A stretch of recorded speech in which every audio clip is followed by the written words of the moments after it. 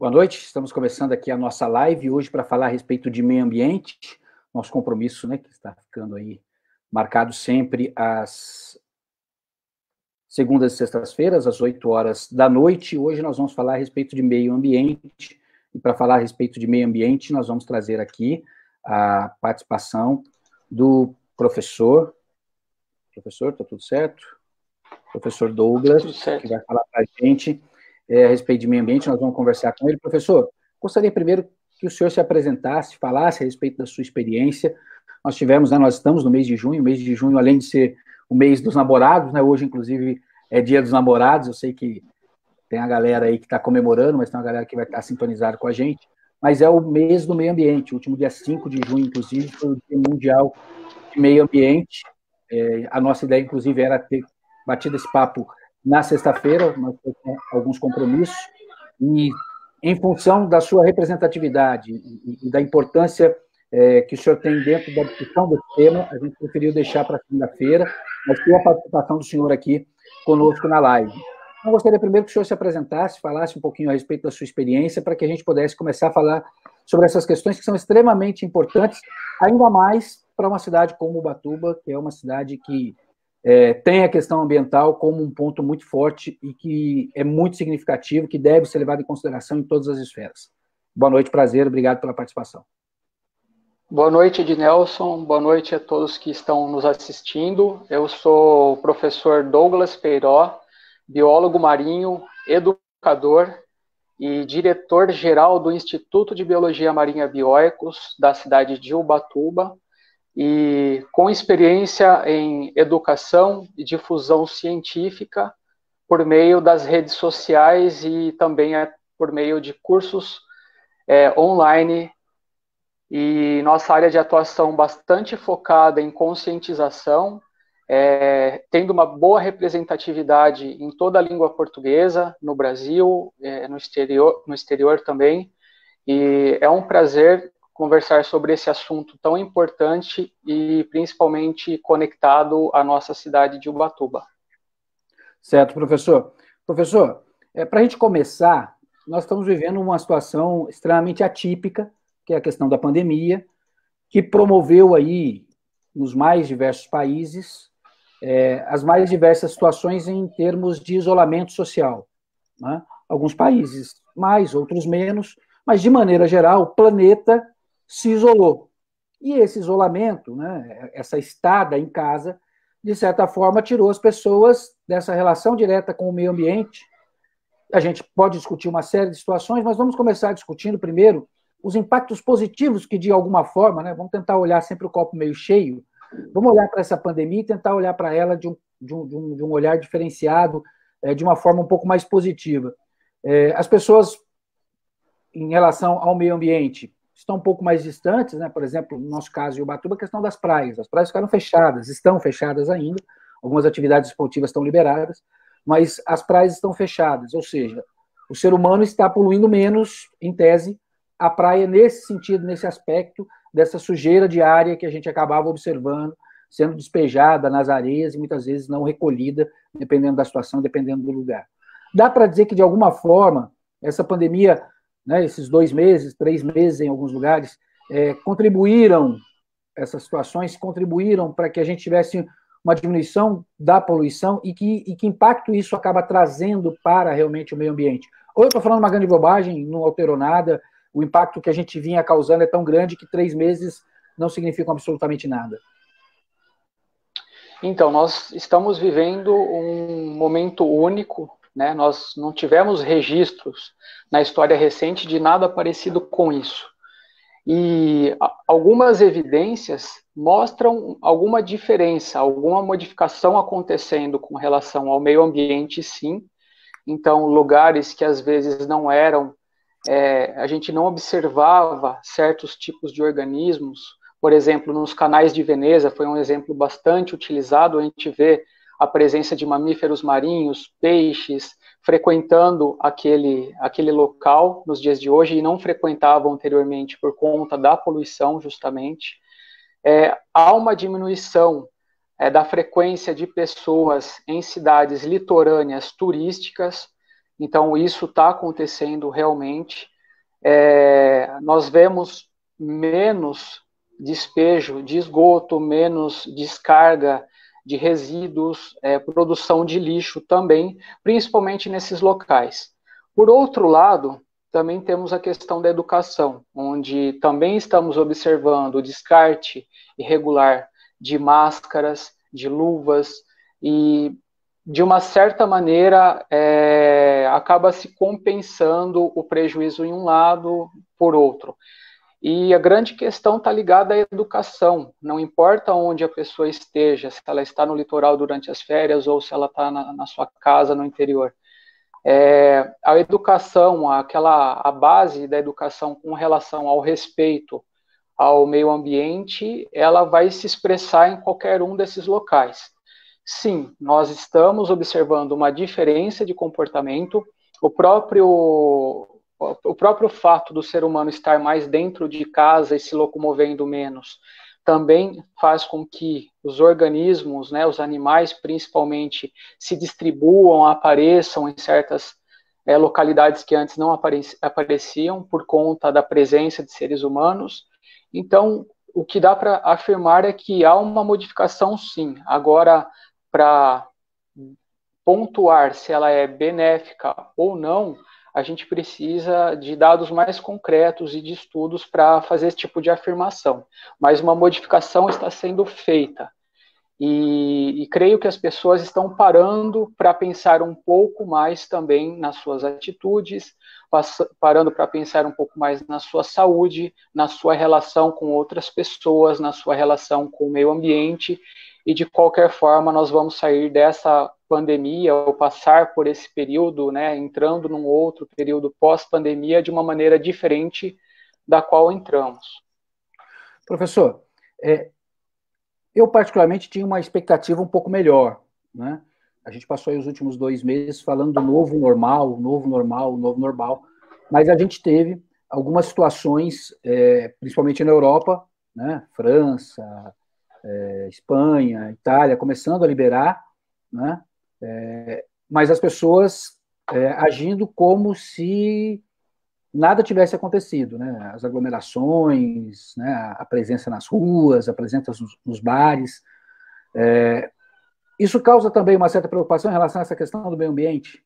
Quer dizer, algumas pessoas podem ter entendido o recado, podem ter percebido essa nova realidade, ou pelo menos a necessidade de uma nova realidade, mas será que a grande maioria vai conseguir perceber?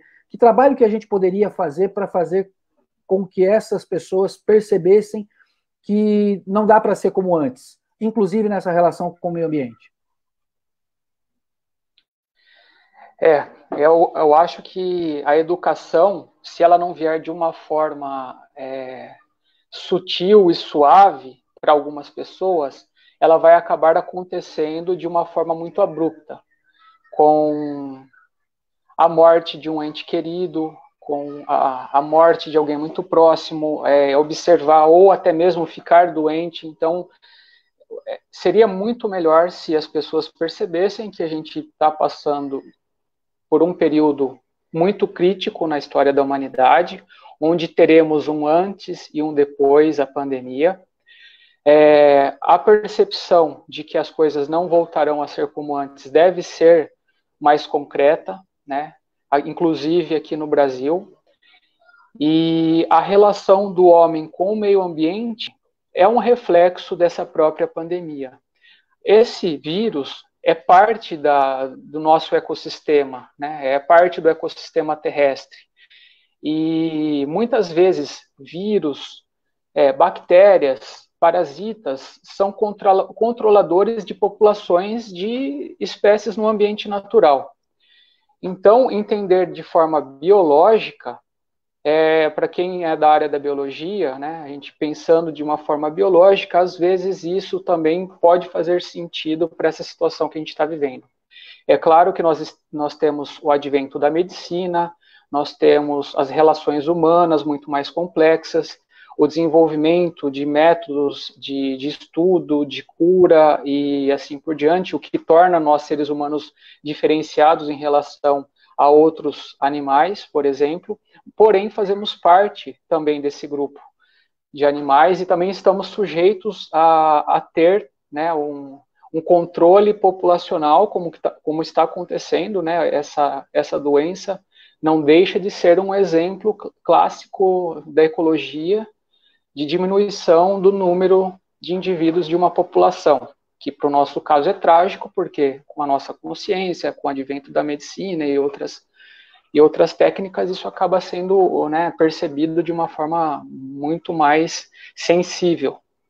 Então, esse é um ponto de vista biológico de enxergar isso. E as pessoas, eu acho que precisam perceber que fazemos parte de um grande ecossistema e a partir de agora as coisas precisam de uma mudança significativa, comportamental, para que a humanidade, pelo menos, perpetue de uma forma mais sustentável, de uma forma mais harmoniosa com o meio ambiente.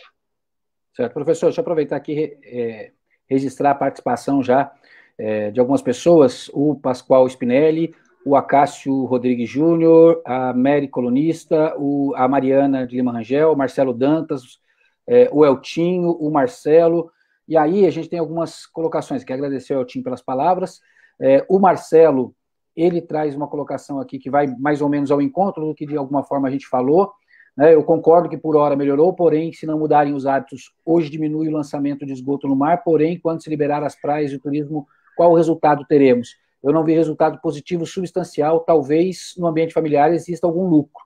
O despreparo você vê em São Paulo, no centro, que creio que existe uma falha na orientação. O que vemos são determinações sem explicações e orientações. Sem dúvida, viu, Marcelo? O que a gente observa, infelizmente, é a falta de orientação, né? Eu acho que nesse caso aí, os nossos governos estão pecando no sentido de orientar e dizer para a população qual caminho ela deve seguir, né? Liberar por liberar, soltar a porteira e deixar todo mundo atropelando do jeito que está acontecendo é muito arriscado.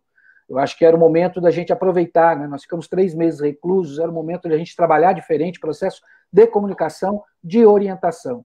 É claro que, como disse o professor, né, a educação ele é um processo, né, professor, a médio e longo prazos, ele não traz resultados imediatos, mas a orientação imediata traz algumas ações e alguns resultados que a gente devia trabalhar.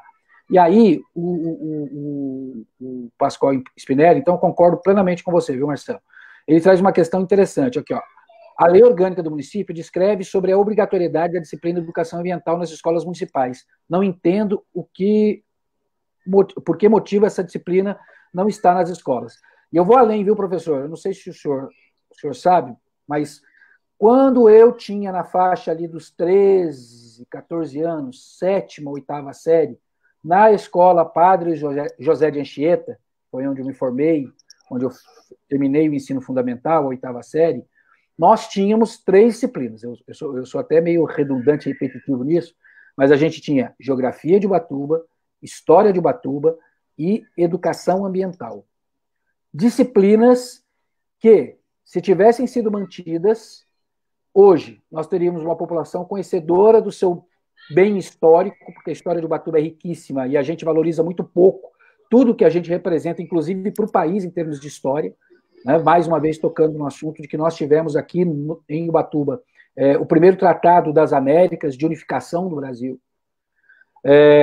Nós teríamos a população conhecendo um pouco melhor, né, os bairros, conhecendo um pouco melhor a geografia, né, uma série de outras situações do nosso município, mas também, talvez principalmente, nós teríamos gerações, pelo menos 2 gerações aí, formadas com uma consciência ambiental um pouco melhor. O que isso poderia significar, né, professor? Pessoas que poderiam estar preparadas, por exemplo, para educar melhor o turista que nos visita, né? Porque ele seria, além de um exemplo, porque ele teria um comportamento ambiental já trabalhado, já educado, né, já consciente, ele também seria um propagador, ele também seria um difusor de tudo isso e poderia, inclusive, ser um parceiro do poder público para trabalhar esse turista que vem para cá e que muitas vezes degrada a nossa situação. Então, assim, professor, é uma coisa que já aconteceu e que deixou de acontecer. Posso estar enganado, mas a minha visão deixou de acontecer por conta de uma coisa que é muito comum da prática política, que é tentar destruir o que o antecessor fez, né? Isso aqui era um projeto do antecessor, eu estou assumindo, deixa esse projeto de lado, vamos um projeto novo. Só que os projetos novos não vieram para dar a sustentabilidade que a gente precisava.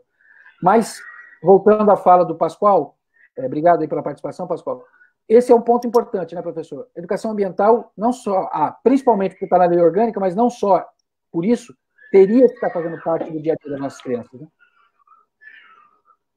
Com certeza, né? Não só das nossas crianças, mas isso deve fazer parte do dia a dia do adulto também, não só das crianças, né? Porque muito do comportamento de uma criança vem a partir da observação dos mais velhos, da observação dos pais. E não só o ensino, que é muito importante dentro das escolas, isso é obrigatório, isso deve acontecer, deve ter, né?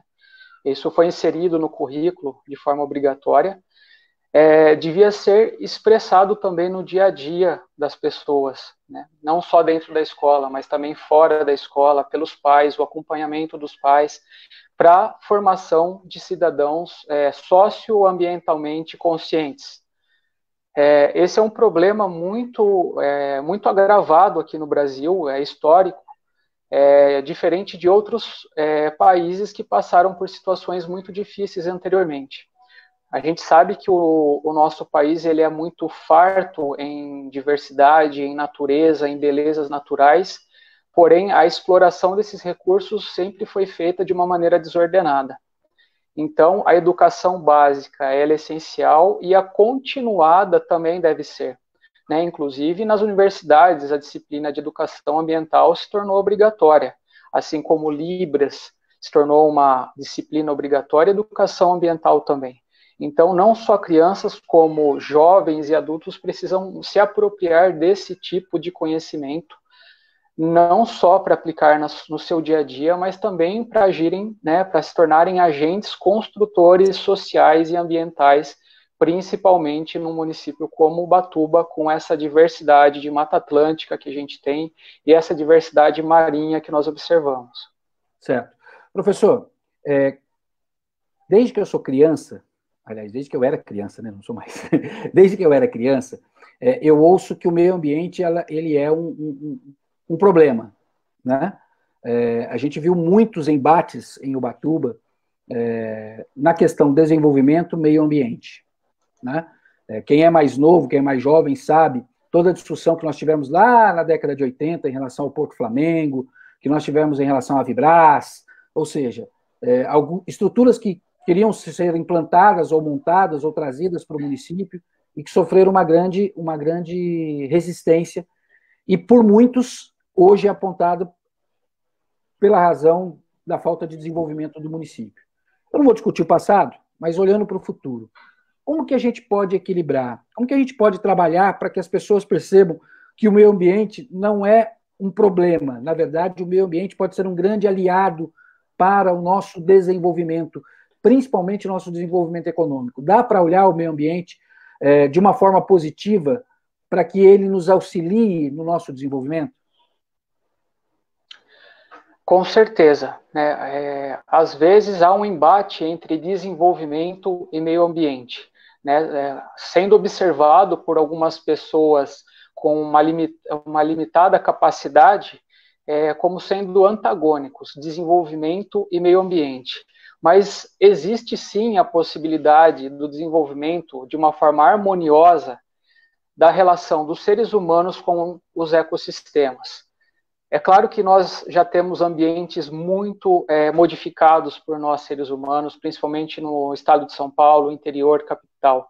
Entretanto, no nosso litoral norte, a gente tem muito da mata original preservada, muito dessa mata original ainda na sua condição primitiva.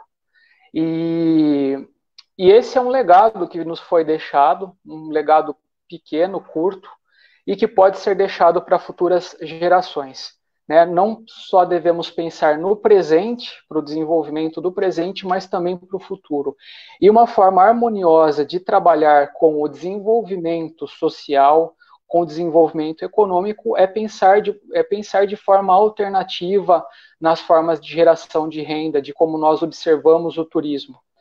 O turismo ecológico ou ecoturismo, desde 1990, quando estabelecido pela Embratur como sendo uma modalidade de turismo, ele vem gerando milhões de empregos.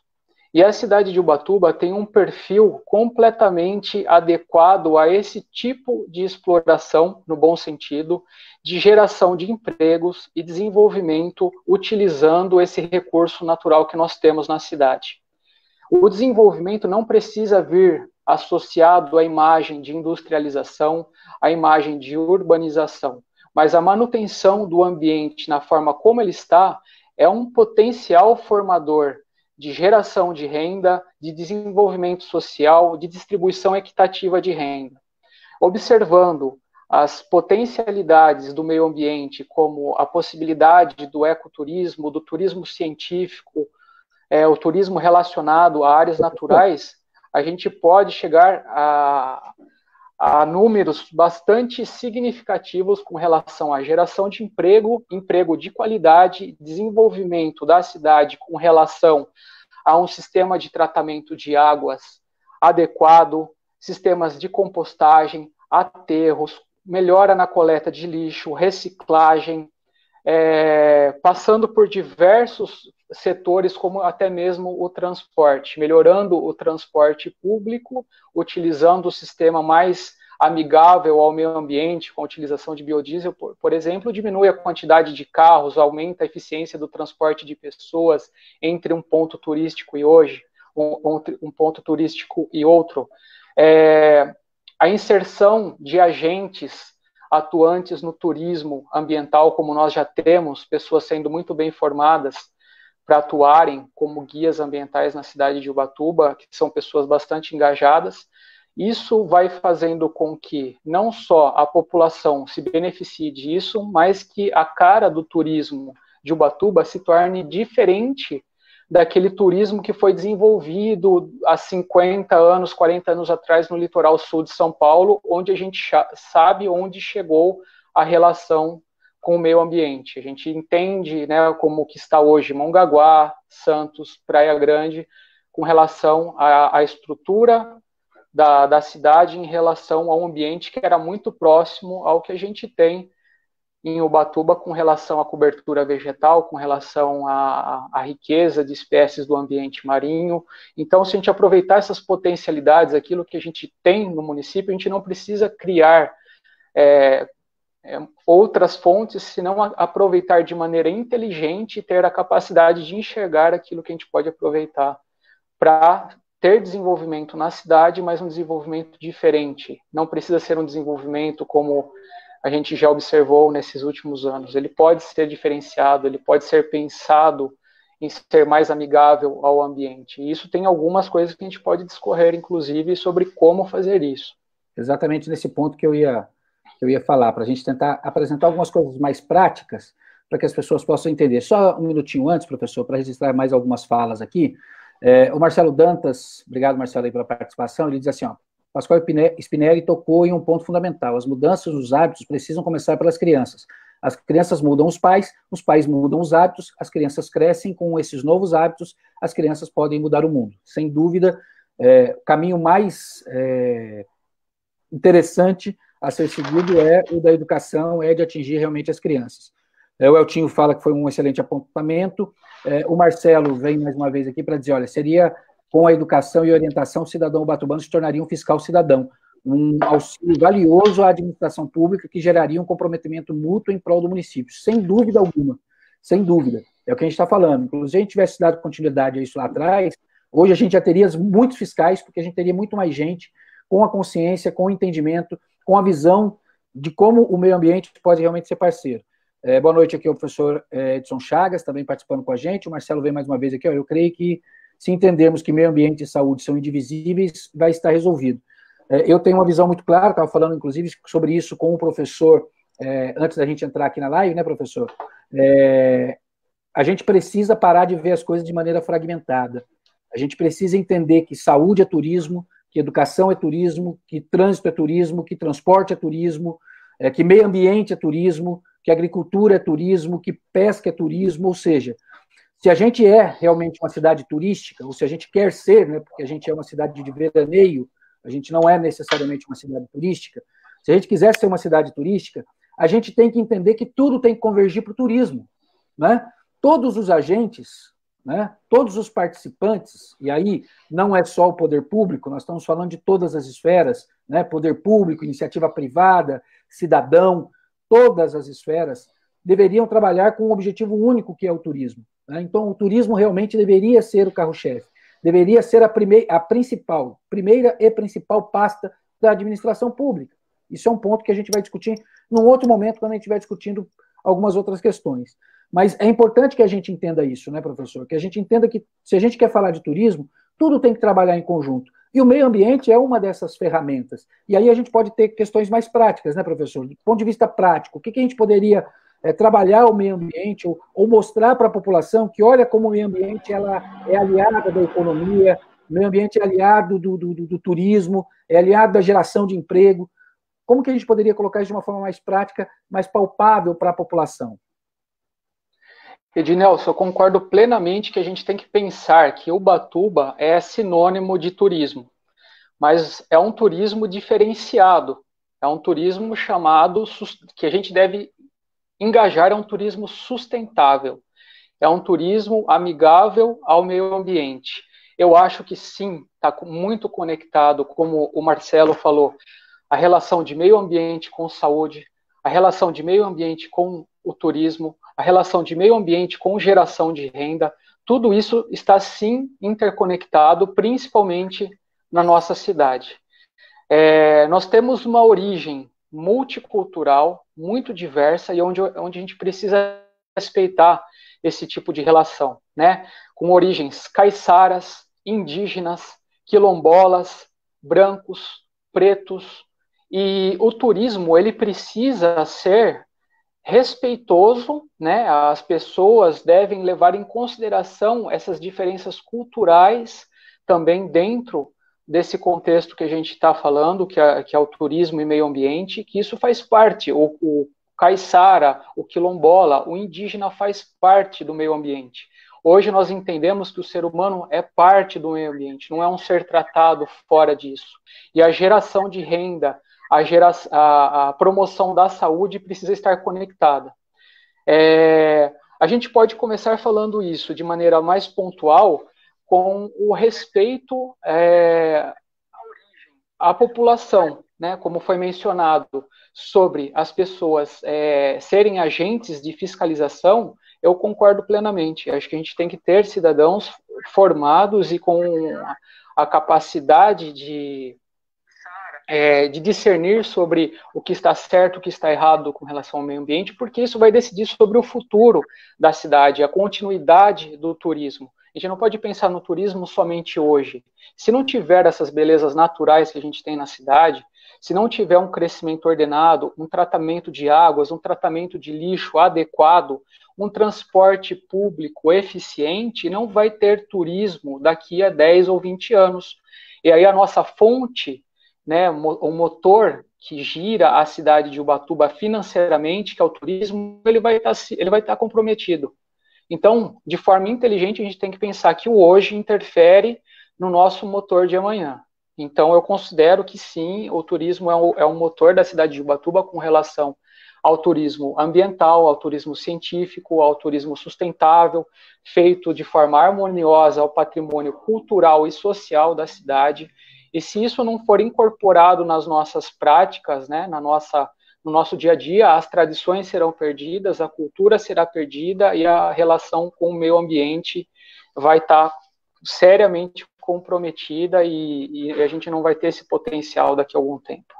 Né? A preferência por marcas locais, a preferência por guias locais, a preferência por utilização daquilo que é regional tem que ser incorporado e com certeza quem é local, quem é regional, preza pelo meio ambiente e como consequência a gente tem uma proteção a mais com relação ao turismo que pode vir a ser degradante em alguns sentidos. Professor, só registrar também aqui a fala do professor Edson Barbosa. Ele diz que o Ubatuba, desde 2010, formamos guias de turismo especializados em atrativos naturais e culturais pela Escola Tancredo Neves, a escola que é uma referência nessa questão do turismo. A Mary Colunista falando que live show, parabéns, obrigado aí, o professor realmente está dando um show aí com as informações. Marcelo Dantas coloca aqui, ó, a base de todas as mudanças no nosso município passa pelo fortalecimento das comunidades, sem dúvida alguma, viu, Marcelo? Entendendo isso como fundamental, será dado o primeiro passo para o desenvolvimento sustentável do nosso município. Precisamos pensar nisso, mostrar para os agentes atuantes nas comunidades que eles são capazes de resolver todos os problemas que estão à sua volta. Comunidades fortes, cidade forte. Sem dúvida alguma, Marcelo, eu acho que essa questão das comunidades é fundamental. Nós precisamos fortalecer, estimular e, principalmente, resgatar essas comunidades, né? Porque muitas delas vivem quase que isoladas, porque nós temos um processo de centralização de uma série de serviços, de uma série de situações, e eles ficam, em muitos momentos, à margem das decisões, à margem das ações, à margem dos benefícios que as decisões tomadas trazem. Então, a gente precisa realmente do envolvimento das comunidades. Aí nós temos o Eltinho falando exato, Marcelo, valorizar os nossos saberes e fazeres em específico das comunidades tradicionais como principal manutenção da nossa história, nossos elementos caiçaras. E o Marcelo Dantas fala aqui, as comunidades detêm todo o poder de transformação para o bem e para o mal. Precisamos entrar nas comunidades para dar a elas todo o suporte. Então, professor, eu acho que com a fala do Marcelo e do Eltinho, a gente pode entrar nesse aspecto, né? Do envolvimento, né? A importância que tem o poder público como carro-chefe, mas principalmente a participação efetiva, de alguma maneira, da população. A gente tem que trazer as comunidades, né? Nós temos questões extremamente preciosas, nós temos questões históricas, questões culturais, e nós temos questões ambientais extremamente importantes, de áreas em que, inclusive, e aí a gente pode retomar lá no comecinho da fala, professor, que nós temos comunidades que sofrem pela questão ambiental, porque elas não é dadas a ela a oportunidade de trabalhar essa questão do meio ambiente em benefício próprio. E aí elas acabam sendo impactadas apenas e tão somente por aquilo que a legislação impõe, impedindo que elas possam atuar. Então, a gente precisava encontrar essas alternativas, né, para envolver as comunidades dentro desse processo, para que elas não fossem penalizadas, por exemplo, por estarem numa área de parque, como é o caso do que acontece na região norte do município, mas sim inseridas no parque de uma forma que elas utilizem o parque, inclusive, para garantir o seu sustento, a manutenção dos seus filhos na terra, porque a gente sabe que tem muita gente que sai da região norte, vem para o centro, porque não tem condições de criar os filhos na região norte. Então, assim, essas questões que são importantes, eu acho que esse ponto que o Marcelo e o Eltinho tocam são fundamentais, a gente discutir a inserção das comunidades dentro desse contexto ambiental. Sim, com certeza. Nós temos que entender que as comunidades tradicionais, elas são parte desse ambiente e não convém retirar essas comunidades do ambiente original delas. Isso é um conceito muito antigo e muito defasado com relação ao meio ambiente. Hoje em dia a gente leva em consideração o ser humano fazendo parte, interagindo de maneira harmoniosa com o ambiente, principalmente essas comunidades tradicionais que sabem lidar com isso durante centenas de anos, né, aqui no Brasil, principalmente. E para sanar esse tipo de problema, há uma necessidade de uma interação entre o poder público, né, a esfera pública, o terceiro setor e a iniciativa privada. Né? Se não tiver uma harmonia de fala, uma harmonia na comunicação entre esses setores, no caso, o primeiro setor defendendo também esse tipo de postura, né, em favor das comunidades tradicionais, o terceiro setor que pode falar em nome dessas comunidades que muitas vezes já possuem a sua própria associação, e empresas que são socioambientalmente engajadas, que visam o desenvolvimento, porém estão preocupadas com o desenvolvimento social e com o meio ambiente. Então, acho que essa interação entre esses três setores seria de fundamental importância para a gente ter uma comunidade muito mais inserida dentro do nosso contexto, mantendo as nossas riquezas naturais, explorando de forma sustentável os nossos recursos. Então, é muito possível o desenvolvimento de agroflorestas, ter um tipo de agricultura familiar e tradicional, mantendo também áreas de florestas próximas. Isso traz uma riqueza e uma diversidade de produtos e de serviços ambientais. Valorizar os saberes e fazeres, como o Elton sempre menciona, né, e mencionou aqui nos comentários, né, tanto dos povos caiçaras, indígenas ou quilombolas, e a gente tem a população urbana da cidade de Ubatuba também. que também sofre com a falta do saneamento ou com algumas precariedades com relação ao desenvolvimento urbano mal planejado. Então, eu acho que é um compromisso não só do primeiro setor, mas da iniciativa privada e também do terceiro setor. A sociedade civil organizada também deve atuar de maneira intensa. Então, todo mundo tem que assumir o seu papel e a sua parcela de responsabilidade com relação a essas modificações. Certo, professor. Professor, nós temos aqui a participação do Diogo Bagatin. Ele fala assim, ó, dentre as localidades nacionais que tive a oportunidade de conhecer, o modelo que mais me chamou a atenção é utilizado em Bonito, no Mato Grosso do Sul, em que existe um sistema municipal de gestão de voucher de acesso aos pontos turísticos. Entretanto, lá, a gestão municipal começou junto com o desenvolvimento do turismo, e todos que participam são recompensados, conforme o professor Douglas acaba de citar. Esse é um outro ponto, né, professor?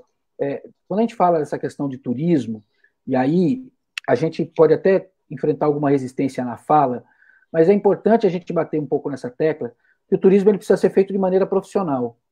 As pessoas que fazem turismo, e aí nós não estamos falando de veranistas, estamos falando de turistas, que são personalidades diferentes. A pessoa que faz turismo, ele sabe que turismo tem custo, que turismo tem um preço. Por quê? Porque existe um impacto social, existe um impacto ambiental da presença desse turista no município. Né? Por isso que, inclusive, eu sou totalmente a favor da taxa de preservação ambiental que a atual gestão está querendo implantar. Né? Eu sou totalmente a favor disso. Por quê? Porque é extremamente importante que cada um pague os custos daquilo pelo qual é responsável. E o turista tem uma responsabilidade em relação à cidade, em relação ao meio ambiente. E aí, a gente observa que existe uma fala, mesmo que seja uma fala encoberta, que não seja uma fala às claras, de resistência a essa questão das cobranças. Né? Como se cobrar pelo turismo fosse algo absurdo. O que é absurdo é cobrar pelo turismo e não se prestar contas. O que é absurdo é cobrar e a gente não saber o que vai ser feito com o dinheiro, a destinação dos recursos, a falta de transparência. Isso é absurdo. Agora, cobrar pelo turismo, o mundo cobra pelo turismo, porque fazer turismo custa dinheiro. Então, o Diogo traz esse exemplo, professor, que eu acredito que o senhor conheça bem melhor do que eu para poder discorrer, mas a minha visão é muito clara em relação a isso, né? É a gente entender que nós precisamos saber quais são os nossos pontos de atração, quais são os nossos pontos de turismo, quais são as nossas possibilidades de turismo, seja ela no mar, seja ela na terra, seja na floresta, entregar isso de alguma forma para o turista, mas de uma forma que ele pague pelo uso, né? Porque hoje a coisa acontece de forma totalmente desordenada. Com certeza. O que o Diogo falou sobre Bonito é um exemplo muito bom que a gente observa também em Cambará do Sul, no Rio Grande do Sul, em Socorro, no estado de São Paulo, onde a gente tem cavernas, Maraú, na Bahia, um exemplo, Jardim, em Mato Grosso do Sul, ao lado de Bonito, onde o turismo começou de uma maneira interligada, né, e já conectada com esse custo de participação, esse custo, essa taxa de manutenção daquilo que vai ser redirecionado para a preservação do meio ambiente. Eu conheço o Diogo e ele também trabalhou em Fernando de Noronha, onde tem uma taxa ambiental para toda pessoa que permanece, essa taxa diária, para quem chega até a ilha, e isso revertido para a conservação.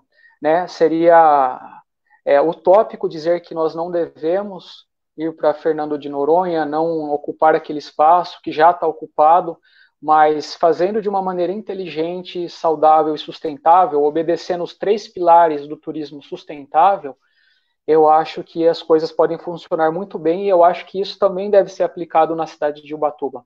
Eu também sou a favor disso, eu acho que tem que ter um custo para que a gente consiga fazer a manutenção de serviços na nossa cidade. Né? Esse turismo exploratório que a gente vem observando nos últimos anos, onde não há valorização da população local, não há valorização do consumo da comunidade local, de produtos regionais, não agrega para a cidade como um todo, não agrega para a nossa sociedade como um todo, e sim somente para algumas pessoas que estão se beneficiando ou não, né, de alguma eventual estadia desse tipo de turismo. Então, a gente tem que observar alguns pilares para o turismo sustentável. O pilar ambiental, que é a conservação da natureza onde a gente está, e eu acho que a taxa, né, de conservação ambiental ela é muito oportuna para sustentar esse pilar, porque sem recursos financeiros a gente não faz muita coisa. O pilar econômico, que é apoiar as nossas iniciativas locais, o nosso comércio local, a nossa cultura, os nossos serviços, e o pilar social, que é também pouco valorizado, creio eu, na nossa cidade, com a valorização de projetos culturais locais e a valorização de pessoas que são formadas na nossa cidade, que abraçam a nossa causa ubatubana. Então, eu acho que atendendo esses 3 pilares, né, a gente consegue falar também sobre essa taxa de preservação ou de conservação, seria a palavra mais ideal, porque conservação a gente leva em consideração a utilização de bens naturais pelo ser humano, enquanto preservação é aquela natureza intocada. Né? Em alguns casos, a gente precisa sim da natureza intocada, em alguns pontos, em alguns parques estaduais ou municipais ou nacionais, mas em outros pontos a gente precisa da conservação, que é a interação do ser humano de forma harmoniosa com o ambiente que ele está relacionado. Professor, tem aqui mais uma fala do Marcelo Dantas, e na verdade é um convite, né? Ele diz assim: deixo aqui um convite ao professor ou aos professores para que façam parte de um grupo de estudos para esse fortalecimento das comunidades, entender os problemas e apontar soluções. Quilombolas, indígenas e caiçaras não têm voz, precisamos abrir espaço para que eles se manifestem e precisamos ouvi-los. Da minha parte, Marcelo, você já sabe, eu tenho uma predisposição e um interesse muito grande em colaborar com coletividade. Nesse momento, e aí eu tenho a visão bem clara a respeito disso, nesse momento, em função da minha condição quanto à disputa eleitoral, para não causar nenhum tipo de prejuízo à coletividade, ou ao projeto, ou às ideias, eu prefiro me preservar, mas tão logo acabe o processo eleitoral, eu faço questão de participar independente de resultado, porque eu entendo que nós precisamos que as pessoas de bem participem de iniciativas como essa, e o trabalho do Coleticidade, o objetivo e os projetos do Coleticidade são extremamente interessantes, vão ao encontro do que eu particularmente visualizo em termos de participação social, em termos de participação da comunidade, ou junto às comunidades. Esse processo de inserção eu entendo como fundamental, então o convite já está aceito, a gente só vai deixar isso para depois, até para não causar nenhum tipo de prejuízo. E eu acredito que o professor também vai ter aí toda a satisfação de, pelo menos, conhecer o projeto e entender exatamente esse trabalho que visa essa inserção das comunidades, né, professor? Com certeza tenho bastante interesse em conhecer e ter essa interação, né, desse setor com o setor que eu atuo, que é o setor de educação e difusão da ciência, o de educação sobre o meio ambiente. Então, eu, como líder desse instituto, que é o Instituto de Biologia Marinha Bioicos, tenho esse compromisso, como líder do terceiro setor, conhecer outras áreas e convidá-los também para conhecerem a nossa atuação dentro dessa área ambiental. Então, muito obrigado pelo convite, Marcelo. Com certeza eu tenho interesse em me aproximar, sim. Só para registrar aqui, a Regiane Helena fala assim, boa noite, exato, as comunidades nas áreas de parque são exatamente parte do ecoturismo, que é inclusive uma atividade de interação do turista com essas comunidades, a troca de experiência, a geração de receitas. Isso é um ponto importante, né, professor? As pessoas que fazem turismo, elas querem conhecer cultura, né, a cultura local, elas querem conhecer as realidades locais, né, das mais variadas formas. Né? A gente está falando de uma situação própria de Ubatuba em relação às comunidades locais, mas só para a gente traçar um paralelo, que não é um paralelo em função das questões ambientais, mas só para a gente entender essa questão que muitas vezes as pessoas têm interesse de entender como que as comunidades vivem, é o turismo que a gente tem, por exemplo, no Rio de Janeiro, nas comunidades. Né? As pessoas que vêm do exterior para entender as comunidades, para estar na comunidade. Não estou falando do turista que vai para a comunidade para se divertir, para ir para o baile funk, mas o turista que vai para entender, para conhecer, para tomar contato. É esse turista que a gente pode utilizar e que pode ser uma forma de subsistência, né, a exploração desse turismo para essas comunidades. Né? receber, mostrar o artesanato, mostrar as danças, mostrar a história, mostrar a cultura do local, né? Isso é valor agregado. É importante que as pessoas entendam isso. Nós estamos falando de um turismo com valor agregado, nós não estamos falando de uma visitação apenas, nós estamos falando de uma visitação e uma entrega. Se a gente trabalhar bem essa inserção, se a gente orientar essas comunidades, a gente colaborar para que elas entendam, né, que elas possam assimilar como pode ser o papel delas dentro desse processo, para que elas tenham um ganho, né, elas conseguem entregar algo de valor e receber por isso. E isso é extremamente positivo. Esse é o caminho, né, professor? Uhum. A Regiane, ela tem muita propriedade para falar sobre isso. Ela é turismóloga e é guia ambiental aqui na nossa cidade. Então, é muito pertinente o comentário dela e totalmente de acordo com o que você falou, Marcelo. Esse tipo de turismo que a gente almeja, o que a gente está conversando aqui, vamos se perguntar, é o turismo que nós temos atualmente? Ou na sua grande maioria? Que tipo de turismo nós queremos ter na nossa cidade? Que tipo de turista, ou que tipo de pessoa que vem apreciar a nossa cidade que a gente quer? Né? A gente tem que pensar um pouco nisso. Né? Se é aquele que vem interessado na nossa cultura, em conhecer os saberes, os fazeres, a cultura local, o artesanato local, a produção local, ou é aquele turismo predatório que a gente vem observando nas nossas praias durante a alta temporada, onde o lixo é descartado na areia da praia, onde muito resíduo de efluente doméstico, de esgoto, é lançado ao mar. Será que é isso que a gente quer? Será que é isso que a gente precisa? Eu não sei, né? Não posso responder por todos ou pela cidade, mas eu acho que uma reflexão deve ser feita.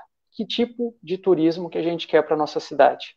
Que tipo de relação entre esses visitantes com o meio ambiente da nossa cidade que a gente quer?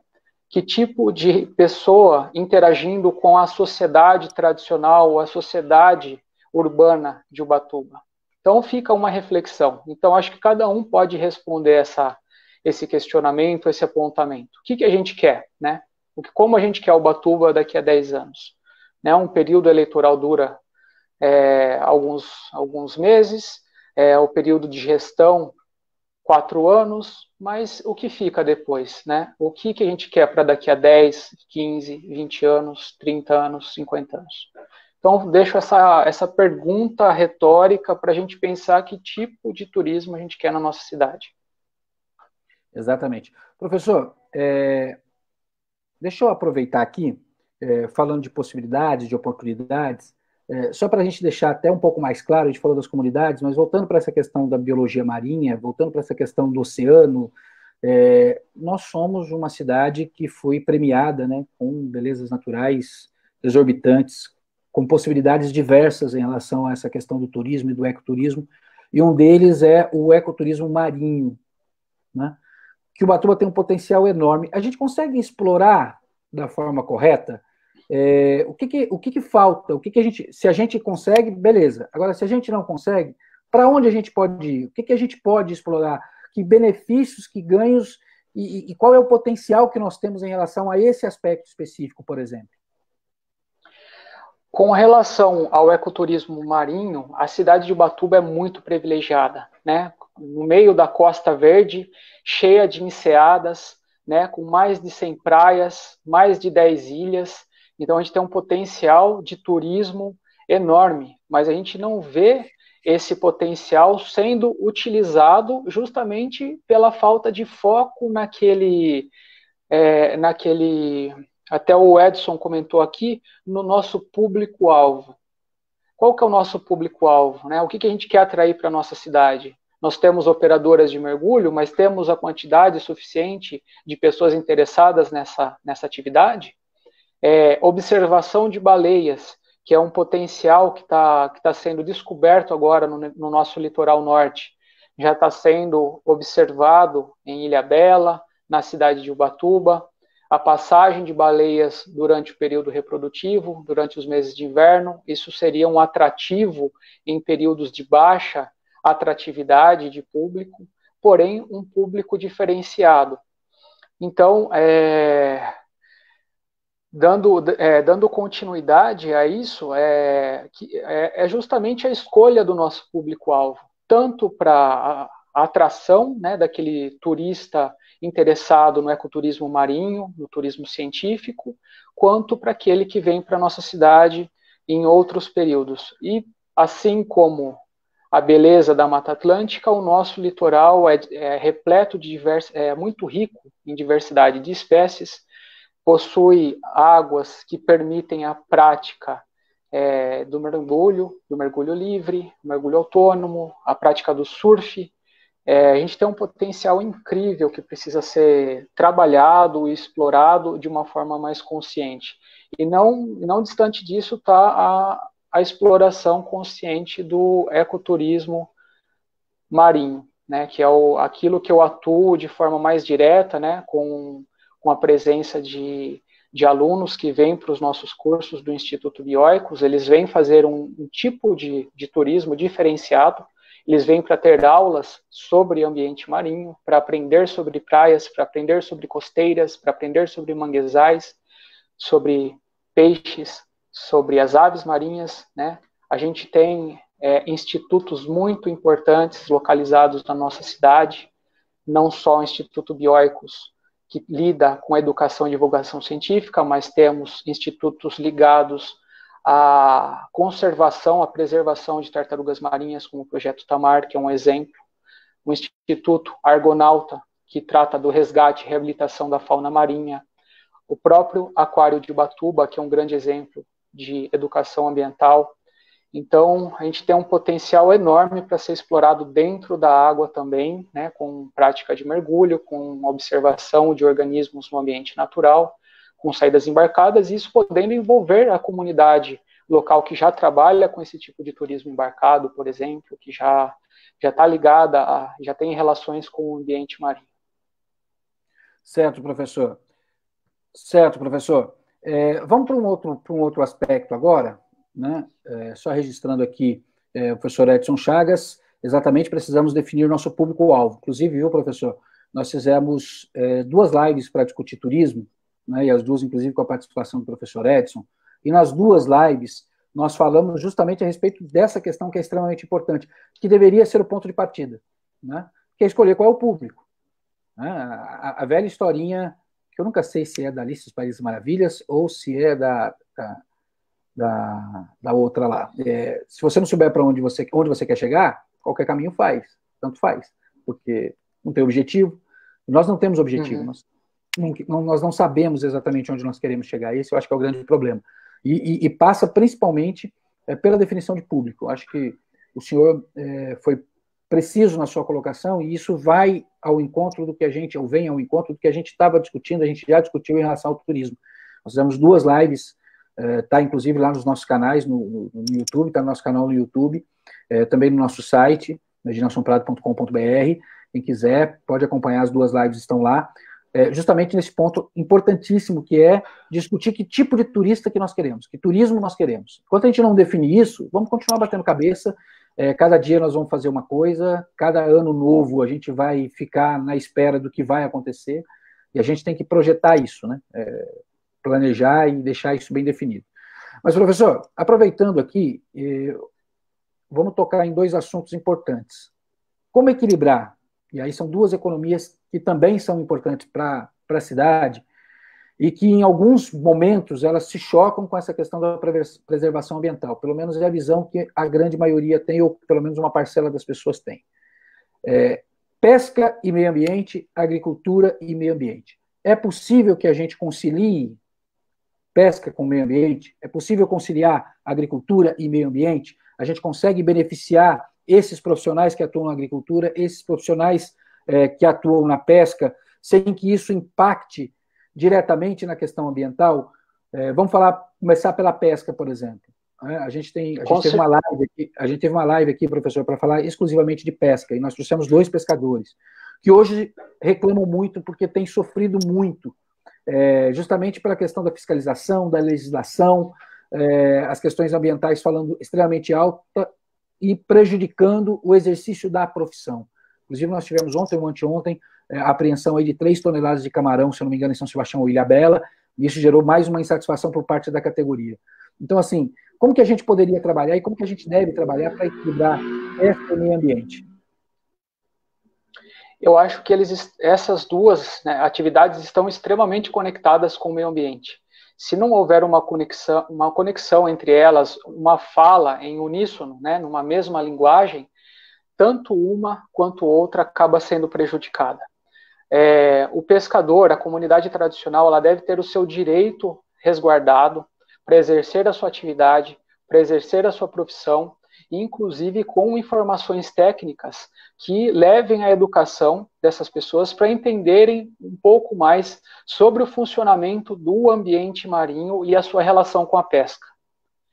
Se não houver esse tipo de educação, pode haver insatisfação por parte desses trabalhadores, por parte dessas comunidades, porque às vezes vão se sentir prejudicadas por não poderem pescar num determinado período.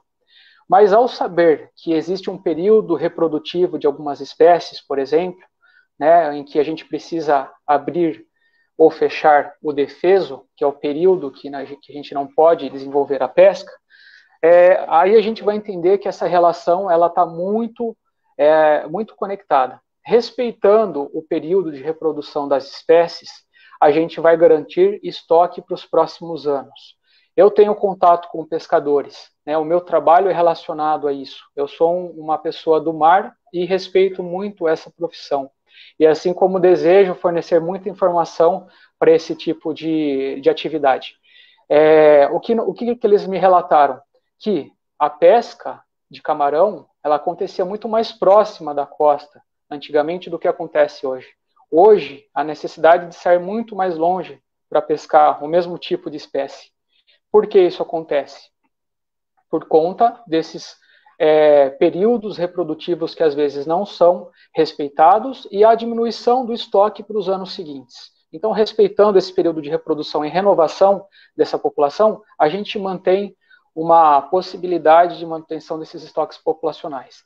A pesca na cidade de Ubatuba é feita de forma artesanal, a gente não tem uma indústria pesqueira exploratória. Ela é feita, né, de forma familiar, praticamente, né, com barcos de pequeno porte. Então, isso, conciliado ao conhecimento técnico, eu acho que é um potencial também a ser desenvolvido, para a gente manter esse tipo de atividade tradicional. Segundo, porque nós, né, a humanidade no planeta Terra, estamos distribuídos prioritariamente nas regiões costeiras, e grande parte da proteína consumida, né, pelos seres humanos, ela é advinda da pesca. Então, a pesca ela é super importante, ela é muito importante. Então, a troca de informação entre o saber tradicional com aquele saber técnico do científico, eu acho que aproximaria muito bem essas duas frentes, que é meio ambiente e pesca. Então, não há o desenvolvimento de a preservação do meio ambiente, ou o desenvolvimento da pesca, se essas duas pessoas não se falarem. Se o cientista não falar com o pescador, por exemplo. Mas, professor, nós temos uma questão nesse aspecto da pesca em especial, que é a questão da legislação. Esse é um impacto bastante significativo na atividade pesqueira, porque as decisões são tomadas de gabinete, muitas vezes sem o contato direto com a realidade de quem está no mar pescando, né? Alguém tem, por mais que possam alegar que há estudos, que há análises, mas o que a gente observa na prática é uma legislação cada vez mais restritiva, penalizando o pescador artesanal. Ao contrário, a gente observa que muitas vezes a pesca em grande escala, feita por grandes empresas, elas conseguem passar um pouco à margem disso, né?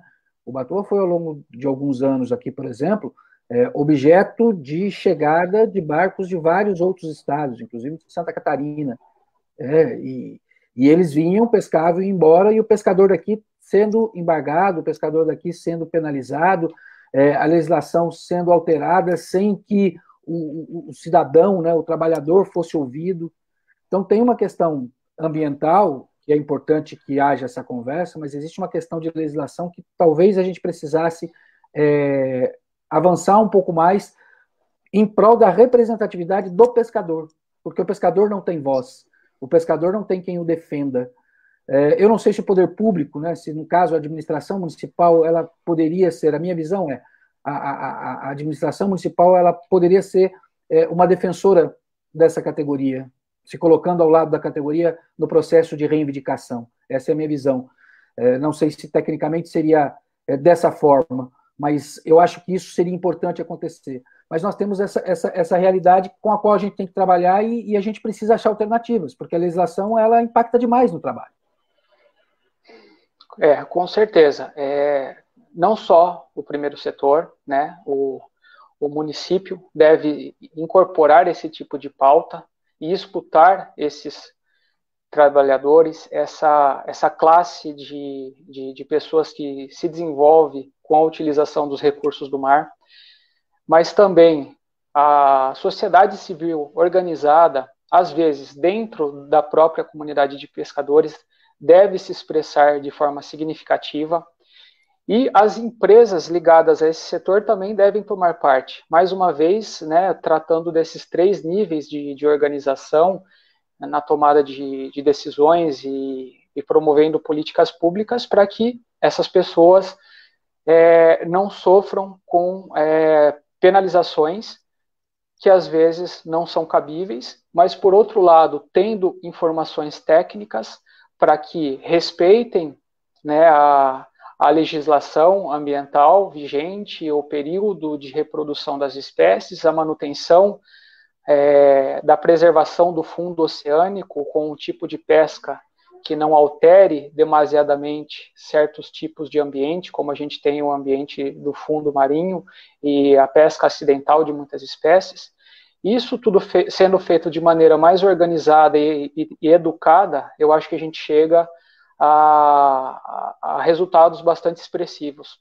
Além disso, a gente tem que buscar por alternativas, né? Essa demanda por pescado, ela é crescente porque a população humana cresce. E um exemplo muito legal que a gente tem ali, né, que a gente tem aqui na Praia do Lázaro, é a possibilidade de maricultura. Então, né, eu tenho contato com maricultores daqui, e em paralelo à atividade de pesca, estão desenvolvendo tanques rede para cultivo de peixes de espécies nativas, como bijupirá, por exemplo, né? Então, acho que quem conhece, né, a comunidade da Praia do Lázaro sabe, quem está trabalhando com esse tipo de cultivo, e seria uma alternativa também para a gente ter possibilidade de geração de renda em períodos alternativos para respeito a um período de defeso, de pesca de camarão ou de alguma espécie de peixe, por exemplo. Então, a ciência está à disposição, né, o terceiro setor está à disposição, e se tiver interesse político, interesse do terceiro setor, interesse do setor privado, com certeza a gente entra numa situação mais equitativa, onde todo mundo consegue algum benefício, sem a degradação do ambiente e sem a diminuição da qualidade de vida de quem depende da pesca. Esses princípios, ou pelo menos esse princípio, a gente pode, por analogia, levar também para a questão da agricultura? Sim, eu acho que é a mesma coisa, né? Esse princípio de respeito ao ambiente e conhecimentos técnicos ligados ao conhecimento tradicional, da mesma forma, né? A gente vive numa região coberta por Mata Atlântica, onde o sistema de agrofloresta seria muito adequado para uma agricultura familiar ou uma agricultura tradicional. A gente não tem espaço para grandes cultivos, a gente não tem espaço para monocultura, mas uma agricultura familiar, uma agrofloresta, saberes tradicionais podem ser incorporados da mesma forma como fonte de rendas alternativas para períodos em que não há a safra de um determinado produto. Eu acho que a mesma linha de pensamento deve ser levada em consideração, tanto para a pesca quanto para a agricultura, que no nosso caso é feita de uma agricultura mais familiar, de modo tradicional, e pode ser, sim, conciliada à conservação da natureza, à conservação das espécies ao redor. Certo. Professor, nós temos aqui mais algumas falas para a gente registrar. O Eltinho falando aqui, ó, sempre em construções de PPA, que é o Plano Plurianual, e LDO, que é a Lei de Diretrizes Orçamentárias, defendi a importância de planos decenais não plurianuais para 4 anos, ainda que um governo possa se reeleger ou não. É preciso planejamento para 10 anos. Só assim poderemos desenvolver de maneira sustentável, com devidos cuidados com o bioma. Concordo, Eltinho, que a gente tem que ir além, mas nós temos que ir, talvez, para essa questão de 10 anos, não, mas 20, 30 anos, para a gente poder ter a coisa mais equilibrada. E aí vai ao encontro do que está falando o Marcelo. Ó. Precisamos parar de pensar com esse prazo de validade de 4 anos. Precisamos começar a pensar na cidade para os próximos 30 anos. Focarmos no que temos de melhor e desenvolvendo projetos e ideias. A mobilização dos agentes transformadores é fundamental. Precisamos que esses agentes façam parte desse plano. E depois de pronto, precisamos que a população pressione o poder público para colocar esse plano em prática. Chega de planos de governo feitos por políticos, precisamos de técnicos para a confecção. E aí, só para registrar, viu, professor? Nós tivemos a oportunidade de conversar com algumas pessoas em São Sebastião que participaram da elaboração de um plano de turismo que envolvia justamente as comunidades, dentro disso que a gente falou, e o lamento lá é que o plano foi muito bem elaborado, vai justamente ao encontro disso que o Marcelo falou, que foi utilizado como discurso na campanha, mas que na prática, depois de eleito, o prefeito acabou não utilizando, né? Então, um projeto que envolvia justamente o turismo, as comunidades, a questão ambiental, e que acabou sendo deixado de lado. Essa é uma preocupação que a gente tem que ter. Não adianta só planejar, é necessário também que a gente execute. Nós temos mais uma fala da Regiane Helena aqui, ó. Ubatuba, no geral, é uma cidade que recebe o turismo de massa, está num estágio de estagnação, avaliando o convencional, porém, temos 2 parques com monitores e guias de ecoturismo muito bem formados, trabalhando paralelamente a esse turismo maçante, com muita responsabilidade. Porém, é preciso ordenança no todo. É uma cidade muito segmentada em suas ofertas. Tem muito trabalho aí para planejar. Realmente, isso que a Regiane falou é extremamente importante, né? A gente observa que o poder público trabalha essa massificação, mas a gente vê que a iniciativa privada, as ações isoladas dos guias de turismo, das pequenas agências, das agências de turismo, elas fazem um trabalho que poderia ser encabeçado pelo poder público e não é, e elas atuam diretamente nesse contato direto com o cidadão, com o turista, trazendo esse turista, levando esse turista para conhecer espaços. A gente esteve conversando há um tempo atrás com o André Diniz, que também é guia de turismo, o André, que foi do grupo de escoteiros, ele falando exatamente isso, né, das pessoas que ele recebia nesse sentido. Então, a gente tem que olhar para isso com muita atenção. Nós temos aqui a Mary Colunista falando, ó, sou nativa, neta e filha de pescador, eu também sou neto de pescador, um prazer enorme. Até dentro de casa eu tenho consciência meioambiental, diversificações em selecionar os lixos, doar garrafas, tampinhas para ONGs, a disciplina começa dentro de casa. E o Marcelo Luiz traz aqui, ó, acredito que um dos primeiros passos nesse sentido, o problema do descarte do lixo doméstico, que influi diretamente na ecologia, ofensivamente e esquecido ao longo dos anos. Professor, nessas falas todas aí, vamos pegar esses 2 ganchos aí da Mary e do Marcelo, que é a questão do lixo, né? Que é uma questão muito séria. Ela é uma questão muito séria do ponto de vista econômico, porque nós gastamos 24 milhões de reais hoje por ano com coleta e transbordo de lixo, que é um valor que eu particularmente acho exorbitante. Acho que a gente tem alternativas para trabalhar melhor essa questão, para impactar menos do ponto de vista financeiro, inclusive que o lixo se transforme em fonte de renda, como a gente vê em várias cidades isso acontecendo. Então, tem essa questão do lixo, que impacta muito no meio ambiente, e aí eu já puxo o gancho para a gente começar uma outra discussão, que é a questão de saneamento básico, e isso é uma coisa que me preocupa demais, em função do que a gente está vendo aí em termos de prédios sendo construídos, e isso vai impactar na sua área de trabalho, que é a questão marinha, que é a questão dos nossos mares, que é a questão das nossas praias. Mas começando por essa questão do lixo sólido, da coleta, reciclagem, tratamento, transbordo. Com relação ao lixo, é uma questão básica, né, que deveria ser atendida e endereçada em primeira instância. Eu moro no bairro do Lázaro, Saco da Ribeira, e a coleta de lixo aqui ela é feita de forma ineficiente. É o que acontece. Essa é uma realidade que eu observo. Não é só coleta de lixo, não é só recolher isso e amontoar em algum lugar ou enterrar em algum lugar. a gente tem que ter uma coleta de lixo feita de maneira inteligente, porque muito do que está ali, muito do que compõe esse lixo, pode gerar recursos, pode ser reutilizado, pode ser reciclado. Então a gente está jogando no lixo dinheiro.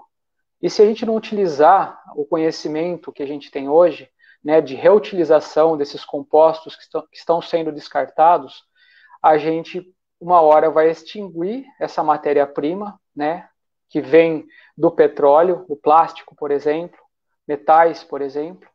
Então, a gente precisa começar do básico na cidade de Ubatuba.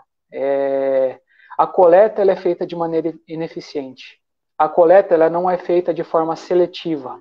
As pessoas não estão educadas a separar o seu lixo. E quando separam o seu lixo, ele é descartado dentro de um mesmo caminhão e vai ser alocado em uma região próxima ou longe de Ubatuba, gastando recursos que poderiam ser revertidos para áreas de compostagem do lixo orgânico ou áreas para reciclagem desse lixo que tem valor econômico, como plástico, como os metais, como o vidro. Então, é uma questão básica que a gente carece muito no nosso município. Carece muito, isso precisa ser muito repensado. Né? Será que a gente não pode reverter esse material que a gente está jogando no lixo em fonte de renda para algumas pessoas? Vamos pensar daqui a alguns anos, algumas dezenas de anos, será que a gente vai ter esse recurso para ser feito a partir da matéria-prima que é o petróleo? Então, é uma coisa para ser pensada com muito cuidado, para ser refeita desde a sua base, começando com a separação do lixo dentro de casa, a coleta sendo feita de forma seletiva e o descarte ou reaproveitamento sendo feito de forma inteligente. Certo, professor, mais algumas participações aqui, ó. A Regiane, né? A gente não tem um ponto de coleta seletiva bem divulgado. Às vezes implantam um local, depois desimplantam. Eu e muitos vizinhos separamos, mas não sabemos para onde destinar. Há muitas praças que deveriam ter caçambas de coleta seletivas. Eu acho que a gente precisa avançar em algumas coisas em relação a isso, né, o professor? Porque, assim, por exemplo, a gente já vê trabalhos com muito bons resultados em várias cidades em relação, por exemplo, à questão dos PEBs, que são os postos de entrega voluntária, que é o lixo de construção, que é um lixo que às vezes a gente não discute, que a gente não fala, mas que também tem seu impacto, que também causa problemas, que também prejudica, né? Os inservíveis, né? Tem uma série de situações, por exemplo, a questão, e a gente vê isso é muito comum em vários locais, o sofá, o móvel velho, que a gente joga, né? E deixa em qualquer lugar, causando problemas, causando prejuízo. A gente tem a questão da coleta seletiva, e aí nós temos várias cidades trabalhando de forma intensa. E olha, professor, acompanhando, e claro que o senhor é um especialista da área, vai ter muito mais propriedade para falar sobre isso do que eu, mas a gente acompanha a ação de algumas cidades, e a gente observa, por exemplo, tem cidades da nossa região que tem um trabalho muito forte, de campanhas muito intensas, e mesmo assim a taxa de coleta ainda é bem pequena. Tem cidades aí com taxa, satisfeitas com taxa de coleta de 2% a 3%. Tem cidades aí que conseguem, com muito sacrifício, 4%. Então, assim, é um trabalho de formiguinha que, para dar resultado, precisa de muito esforço. Se não tiver esforço, aí é que não dá resultado mesmo. Né? Então, a gente tem essa questão que é muito séria, que passa pelo processo lá de comecinho, né? Educação ambiental. Né? Educação, conscientização, e é o tipo de coisa que tem que ser martelada o tempo todo, o dia todo, a todo instante. Porque isso se perde com muita facilidade. Né? Até porque não virou hábito. Né? Tem a questão do hábito. Não é hábito da grande maioria das pessoas. É muito difícil para as pessoas, muitas vezes, fazerem esse trabalho se a gente não lembrá-las que elas têm que fazer esse trabalho. Sim, é verdade. É uma questão de educação básica, né? Educação ambiental básica, a formação da criança, do adolescente, a manutenção dessas práticas pelos seus pais, pelo indivíduo já adulto. É muito importante que isso aconteça vindo da base, né? Dentro das casas. Essa preocupação ela deve ser inserida dentro da esfera municipal, a educação, a relação com o meio ambiente, a relação com o turismo.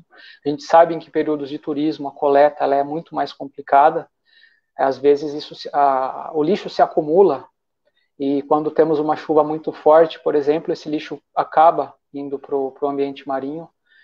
Então, é um problema crônico, creio, que precisa ser endereçado, né? Ele precisa ser acessado o mais rápido possível, assim como o que você mencionou, né, na sua fala anterior sobre o saneamento básico, né? Duas coisas extremamente conectadas e também conectadas com o meio ambiente, né? Nós não temos um ambiente saudável se o lixo está indo para o ambiente marinho, se o lixo está sendo descartado de maneira incorreta, se o esgoto está transbordando e indo para o ambiente marinho. Né? A gente tem casos de períodos de virose na cidade, a Santa Casa abarrotada de gente intoxicada devido a essa quantidade de matéria orgânica vinda do esgoto, indo para o ambiente marinho, e essa matéria orgânica servindo de alimento para alguns micro-organismos do mar que acabam se proliferando em grande quantidade e acabam intoxicando não só os visitantes, os moradores, mas também toda a comunidade de organismos marinhos, os peixes, eles acabam morrendo por conta disso. É uma relação ecológica chamada amensalismo. É quando um organismo, devido ao seu crescimento ou à sua produção exagerada de certas substâncias discretas, por exemplo, torna o ambiente onde ele está instalado insalubre para o desenvolvimento de outras espécies. E a virose que a gente pega no ambiente marinho durante o período de férias é resultado disso. É resultado da falta da coleta de lixo, do descarte incorreto ou da captação desse esgoto feito de forma incorreta, e é nada mais, nada menos que o próprio ambiente dando uma resposta, né? Aquilo que volta, a questão sobre o coronavírus, né? A relação ecológica entre o vírus e o ser humano, a relação ecológica entre esses organismos que proliferam devido à descarga de esgoto no ambiente marinho, a gente só colhe o resultado daquelas nossas práticas. Então, se não tiver a conscientização que tudo está interligado e que esse conhecimento técnico-científico fornece essa base, todo ele deve ser incorporado nas nossas falas, nas nossas bases, a nossa sociedade não se desenvolve, né? Então, fica aí essa minha chamada de atenção com relação ao conhecimento técnico-científico, que é importante a gente incorporar. Professor, e a gente tem uma preocupação muito grande, porque, assim, a informação que nós temos é que hoje, algo em torno aí de 120, 130 prédios sendo construídos no município. E aí, né, nós temos um decreto de janeiro que impõe a necessidade de estações compactas para alguns dos empreendimentos ou para todos os empreendimentos. Estações compactas que, dependendo do tamanho do empreendimento, a gente tem informação também de que elas não dão conta da demanda, ou seja, para inglês ver, vai chegar ao final, a água que vai sair dali vai estar poluindo de qualquer forma o nosso meio ambiente, os nossos rios e, consequentemente, as nossas praias. É um número muito alto. Na hora que tudo isso estiver pronto, né, na hora que isso tudo estiver entregue, a BITS entregue, vendido e as pessoas dentro, nós poderemos ter um impacto ambiental muito alto, muito significativo para uma estrutura que é muito aquém do mínimo que a gente precisaria. O senhor tem essas informações, por acaso? O senhor se preocupa? Que olhar que o senhor tem para uma realidade como essa que se avizinha? Certo. É uma questão bastante complexa, né, relacionada ao desenvolvimento e crescimento urbano. Isso retoma também ao tipo de pergunta que a gente faz: quem nós queremos atrair para a nossa cidade? E já que esses empreendimentos estão sendo construídos, se de uma forma legalizada, por que eles não têm uma preocupação ambiental? Se hoje em dia nós conseguimos fazer com que casas sejam inteligentes no ponto de vista da sustentabilidade e no tratamento do seu próprio esgoto, como casas sustentáveis, onde através de micro-organismos e plantas e outros organismos vão fazer a depuração do esgoto, por que esses grandes empreendedores, esses grandes empreendimentos estão preocupados ou alocando recursos financeiros para a construção de uma estação de tratamento de esgoto, para uma estação de coleta de esgoto, já que a nossa cidade tem esse atrativo, já que ela está servindo como estabelecimento para a fixação desses grandes empreendimentos, por que a gente não vê a construção de grandes empreendimentos relacionados à saúde pública, como tratamento, coleta e tratamento de esgoto? Será que falta dinheiro para esses empreendedores tratarem o esgoto do seu próprio empreendimento?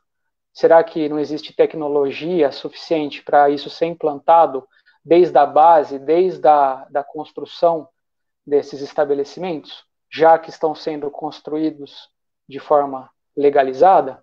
Por que não obrigar eles a ter esse compromisso ambiental e social? Porque aquele dejeto que vai ser entregue ao mar, entre aspas, vai acabar sendo consumido por todos.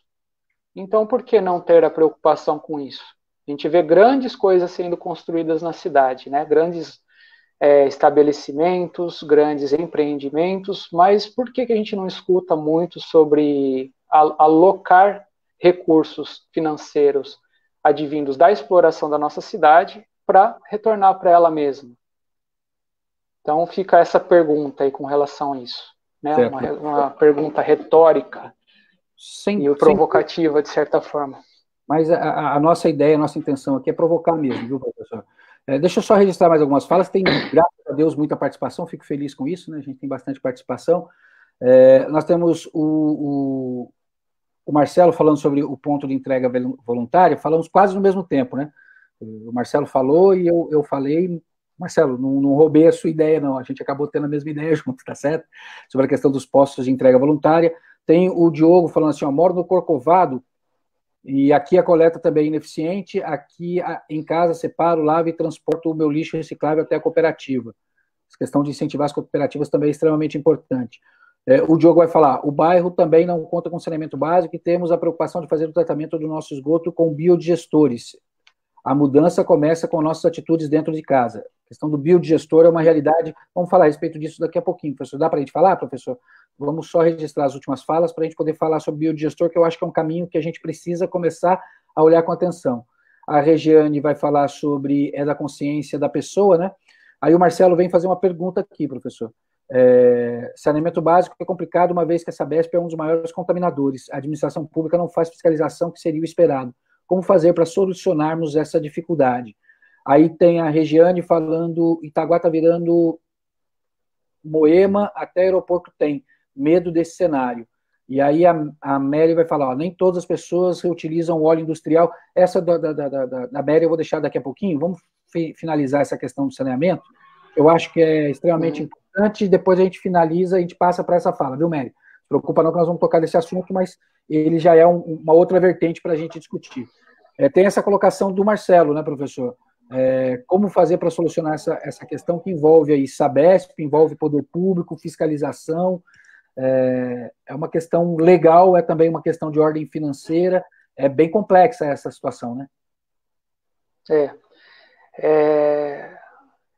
A gente precisa perceber que nem tudo é responsabilidade do poder público.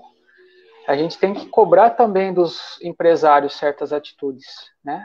Se está tendo a exploração do nosso cenário, por que não isso ser patrocinado por alguns empresários? Por que não? Né? Por que a iniciativa privada não tomar conta disso também? Se ficar por conta apenas do poder público, a gente já viu que não dá conta. A pressão ela deve vir da população, deve vir da sociedade civil organizada, mas eu acho que a gente tem que começar a repensar quem é responsável pelo quê, né? A esfera do primeiro setor, ela deve ser responsável por tudo, ela deve ficar com o ônus de tudo do que a gente faz, ou será que as empresas, né, os empreendimentos não deveriam estar preocupados desde a sua base? Isso para isso cabe uma reforma na legislação que implica na construção de certos empreendimentos. Então, é um ponto que a gente pode abordar, sair da caixa, né, sair do básico, que a responsabilidade é de um ou de outro, é da Sabesp ou é da...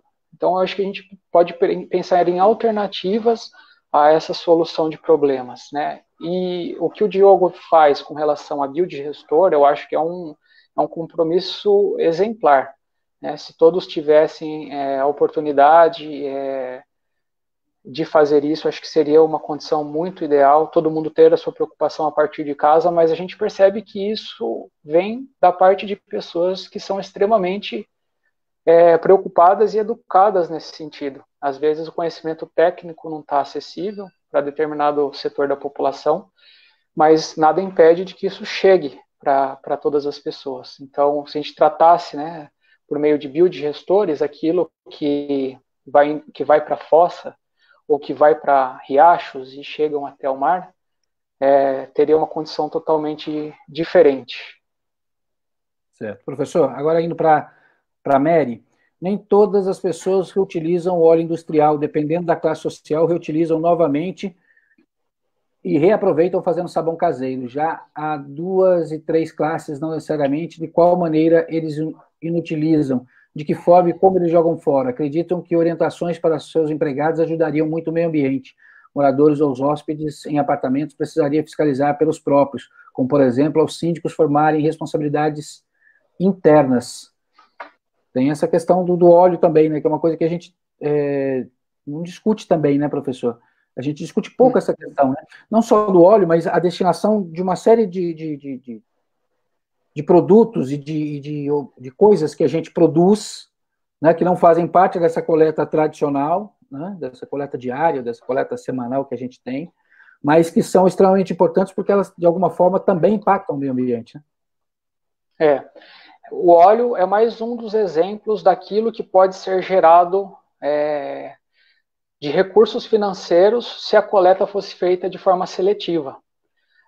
Esse óleo pode ser utilizado para a fabricação de biodiesel, a frota municipal de ônibus poderia ser abastecida com parte dessa produção, a poluição, a emissão de carbono é reduzida devido à utilização desse tipo de combustível, além dos exemplos, né, da utilização caseira do óleo vegetal, né? Então, para fabricação de sabão, né, produtos de limpeza.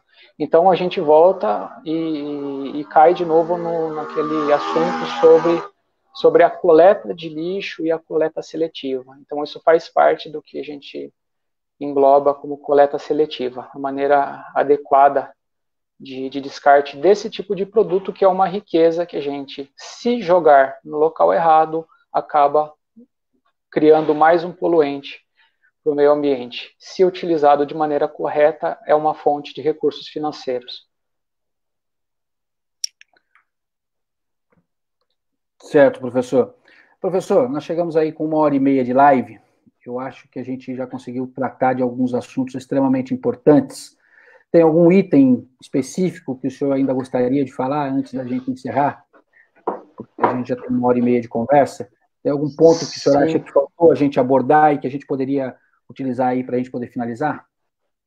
Sim, eu gostaria de falar um pouco da minha atuação como biólogo marinho, né, como professor, educador, doutor em ciências, e sobre o Instituto de Biologia Marinha Bioicos, né, que é um instituto que está na cidade de Ubatuba, que nasceu na cidade de Ubatuba, e tem a missão de educar e difundir o conhecimento científico de uma maneira facilitada, numa linguagem de fácil entendimento. Então, eu convido todos os que assistiram essa conversa muito produtiva a conhecerem um pouco do trabalho do Instituto, que é um instituto, é uma associação civil sem fins lucrativos,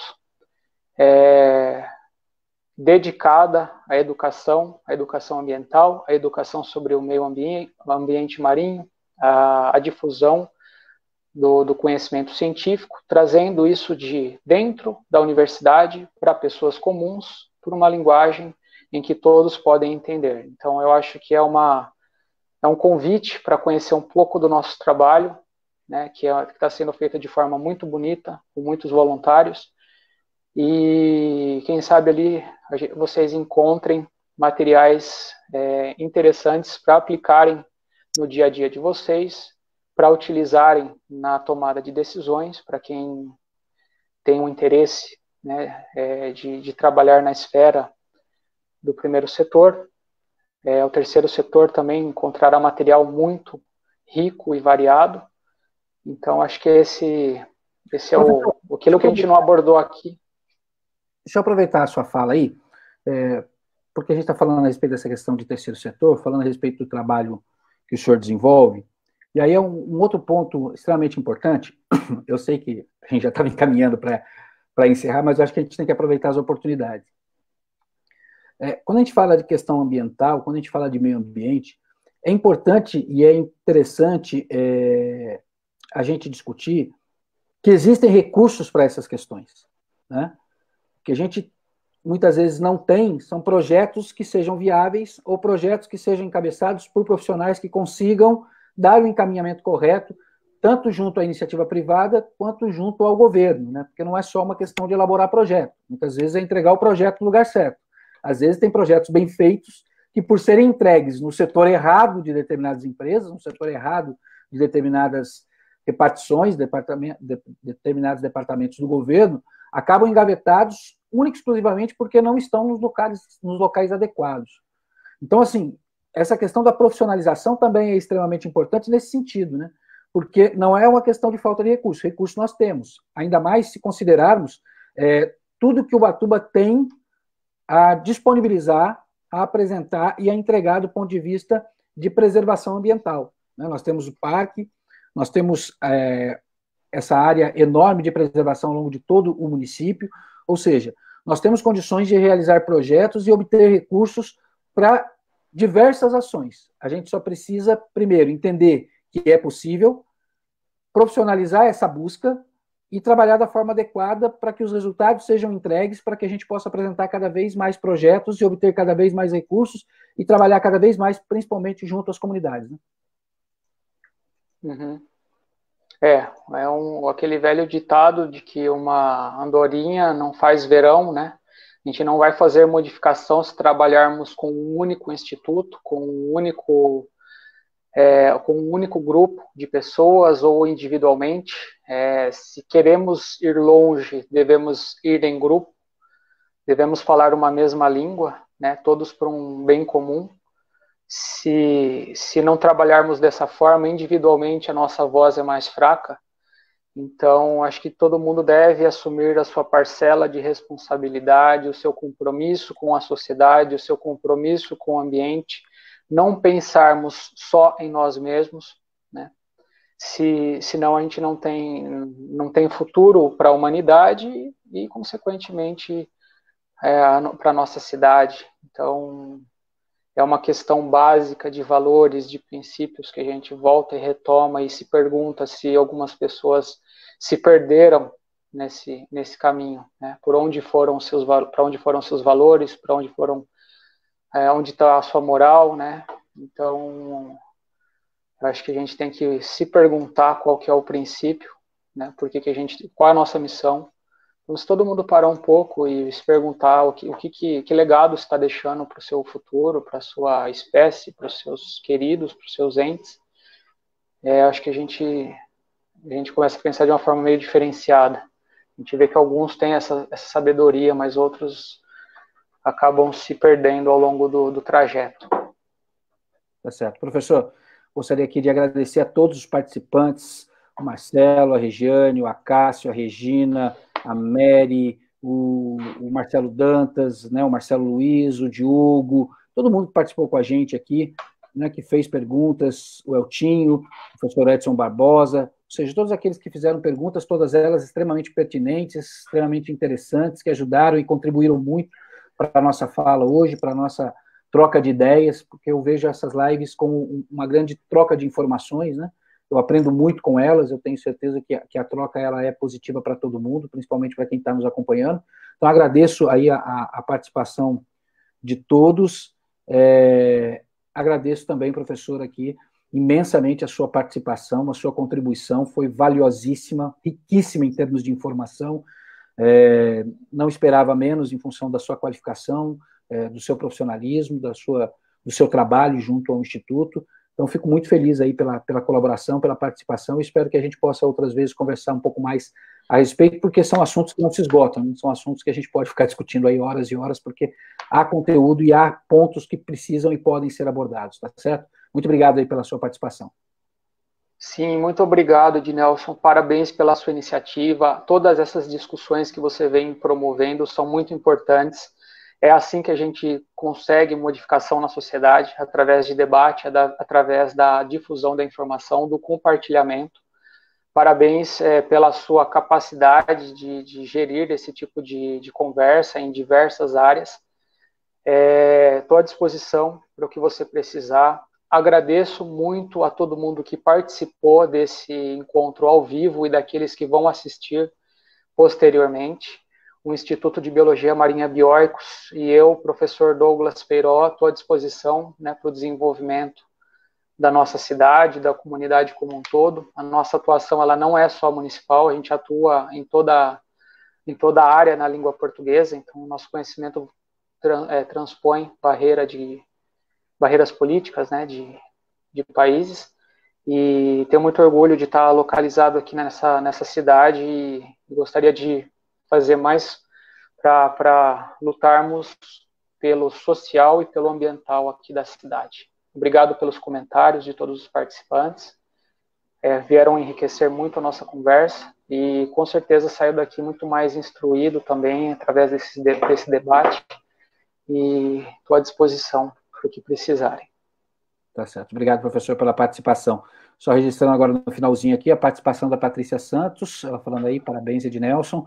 É preciso coletivo para esse novo normal, com certeza precisamos discutir, independente de bandeira partidária, política, viés, isso é o menos importante. O importante é olhar a cidade, é olhar os problemas do município, da região, do estado, do país. A gente pode abordar tudo isso de uma forma extremamente profissional, independente de qualquer vertente, tá certo? Então, a gente agradece muito aí a participação de todos, agradece o professor, a gente tem compromisso marcado na próxima segunda-feira, às 8 da noite, a gente ainda está confirmando o nosso participante da segunda-feira, e no dia 19 a gente já tem uma confirmação, nós vamos ter aqui a participação do professor Edson Trajano, economista, professor da Universidade de Taubaté, nós vamos falar sobre economia criativa, espero que vocês estejam com a gente também. Nós vamos falar aí sobre alternativas, como que a gente pode utilizar a economia criativa como uma alternativa para tentar sair dessa crise aí provocada pelo coronavírus, tá certo? Então, obrigado vocês aí pela participação e até a próxima segunda-feira, quando a gente vai ter aí uma nova live conversando a respeito de assuntos extremamente importantes para a nossa sociedade. Obrigado, boa noite a todos.